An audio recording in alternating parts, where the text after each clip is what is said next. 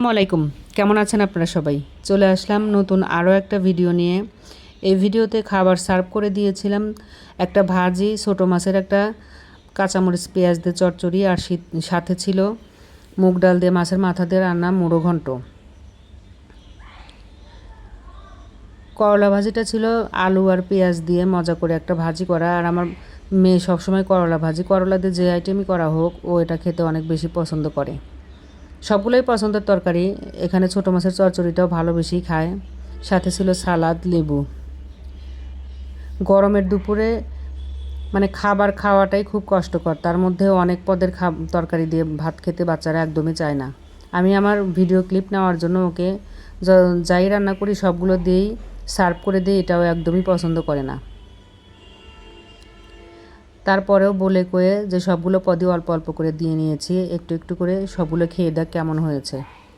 ও বলল খুবই মজা হয়েছে ছোটো মাছের চচ্চড়িটা। আর সামনে যে আছে মুড়ো ঘন্ট, মানে মুগ ডাল দিয়ে মাছের মাথা দিয়ে রান্না করা, এটা বরাবরই ওরা খেতে অনেক বেশি ভালোবাসে। যদিও কাটা খায় না, মাছের মাথার অংশ খায় না, শুধু মুগ ডালটা আর লেবু দিয়ে এই ডালটা দিয়ে ভাত খেতে অনেক বেশি পছন্দ করে।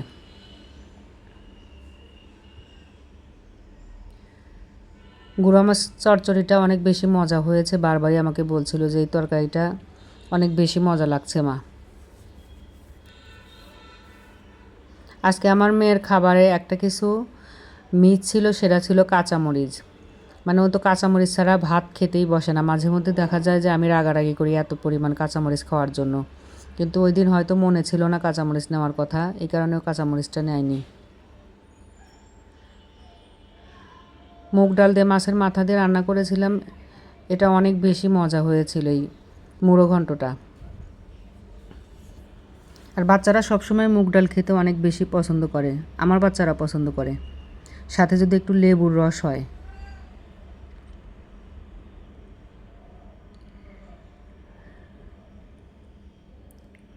মুড়ো ঘন্ট রান্নাটা আমিও খেতে অনেক বেশি ভালোবাসি। আমার ছেলে মেয়ে আগে খেত না মুড়ো ঘন্ট রান্না করলেই, কিন্তু অল্প কিছু মাস হলো খাওয়া শিখেছে মুড়ো ঘন্ট। এখন দেখা যায় আমার চাইতে ওরাই বেশি পছন্দ করে মুড়ো ঘন্ট দিয়ে ভাত খেতে।